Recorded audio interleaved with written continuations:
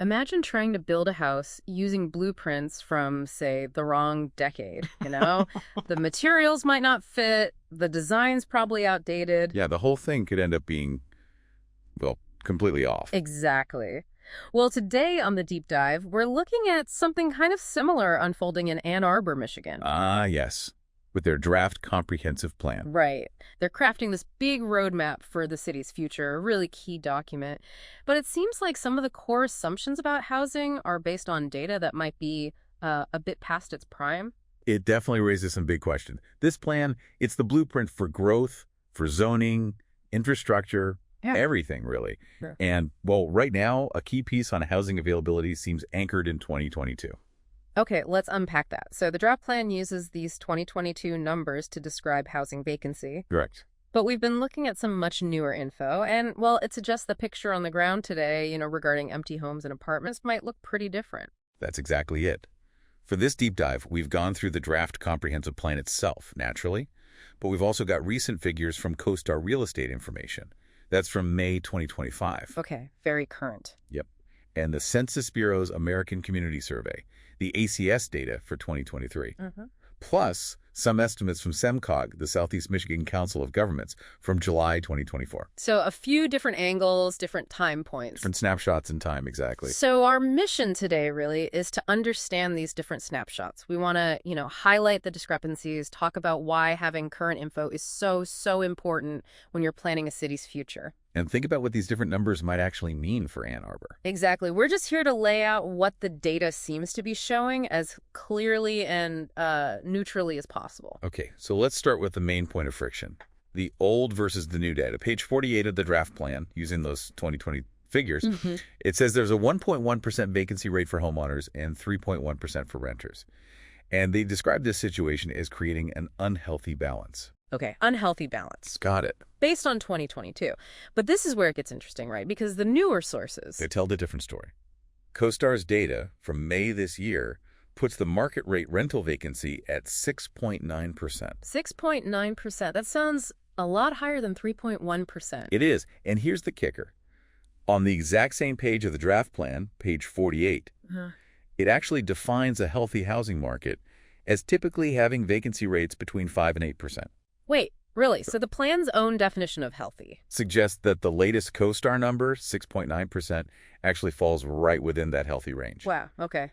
That's quite the contrast, an aha moment, like you said earlier, almost. It really is. The plan uses older data to flag a potential issue. An unhealthy balance. Right. But more recent data, judged by the plan's own benchmark, suggests the rental market might actually be in a healthier spot now than those 2022 numbers showed. Okay. And it's not just CoStar showing higher numbers than the plan uses. No, not at all. The 2023 American Community Survey, the ACS, that shows a 4.9% rental vacancy, still higher than the 3.1% in the plan. Right. And SEMCOG's estimate from July 2024, that puts the overall residential vacancy, so owners and renters combined, at 4.6%. Again, higher. This really drives home why using up-to-date information isn't just, ideal. It seems pretty fundamental for making smart decisions. Absolutely fundamental. How can you effectively plan for the future, decide where to put resources, if your understanding of the present is based on outdated figures? It's like using yesterday's weather report to plan today's boat trip. Exactly. Bad analogy, maybe, but yeah. And it makes you think about, the professional standards involved here. There are planners, you mean? Yeah. The American Institute of Certified Planners, the AICP, they have a code of ethics. And what does that say? It specifically mandates that planners provide timely, adequate, clear, and accurate information. Timely seems key there. Timely, adequate, clear, accurate seems pretty direct. It does.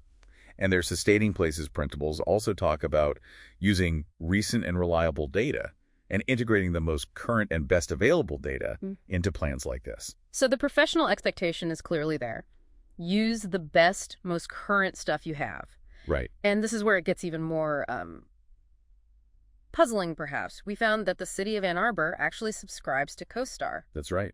The city's own financial records, Open Book, they show payments to CoStar, not just once, but multiple times through 2023, 2024, even into early 2025. So they're paying for this real-time market data. They clearly see the value in it. It certainly seems that way. They value having that current market intelligence. Yet, The core vacancy analysis in this major planning document, the draft comprehensive plan, seems stuck on older data. It just makes you wonder why that disconnect exists. It's a fair question. Okay, Yeah. let's maybe dig into the specific numbers a bit more just to show the scale of these differences. Good idea.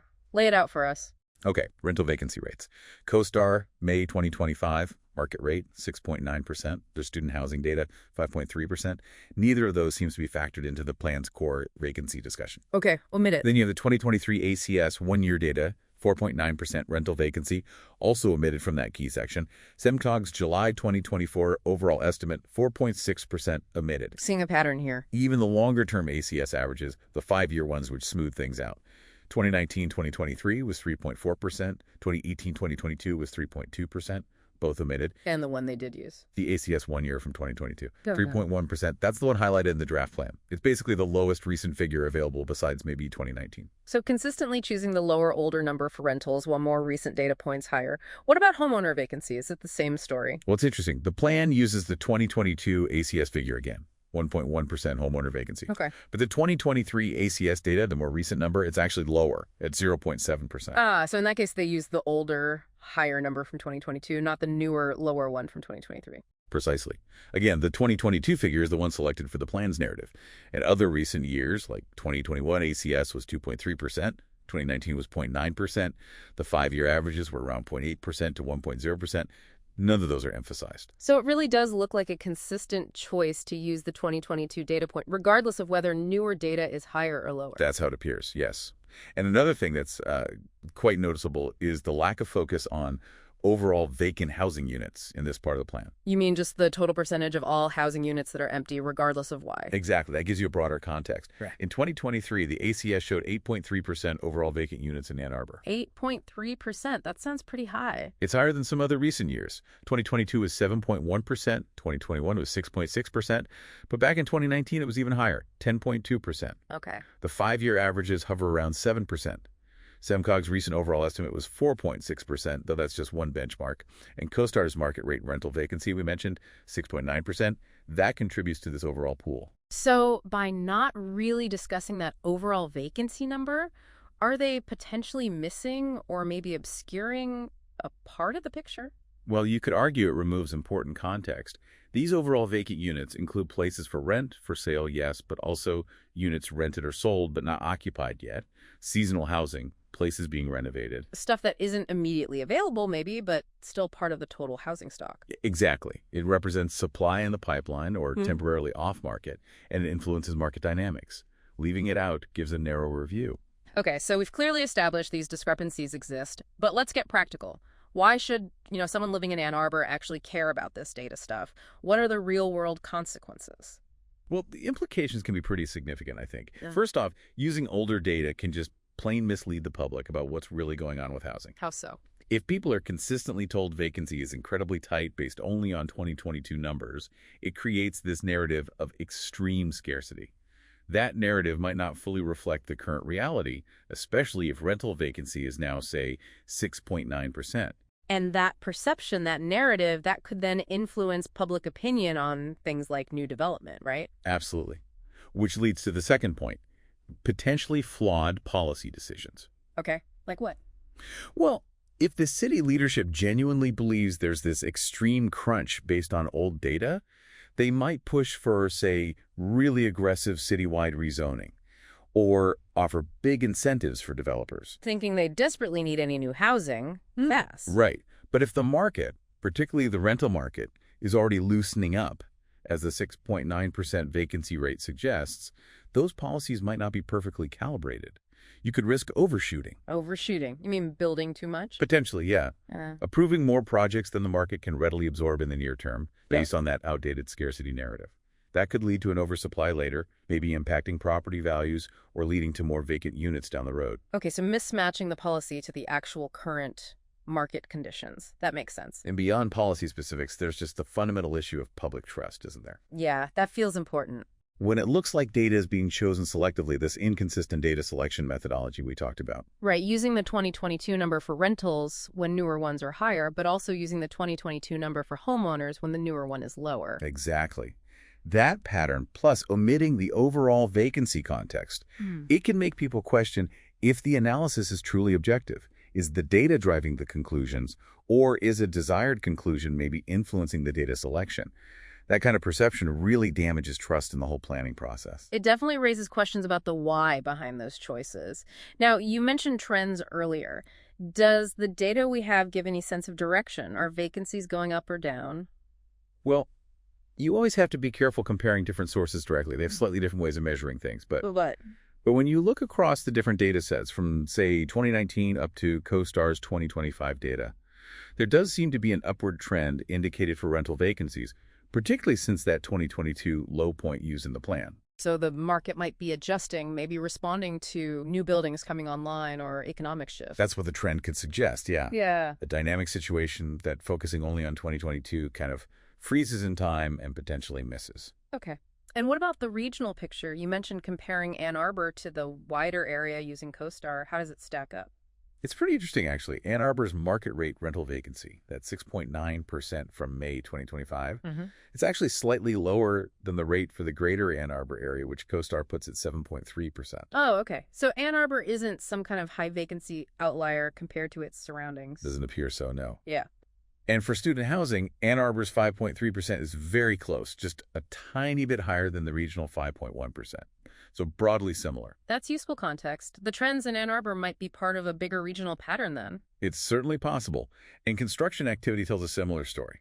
The number of units under construction, 727, is exactly the same for Ann Arbor City and the greater Ann Arbor area, according to CoStar.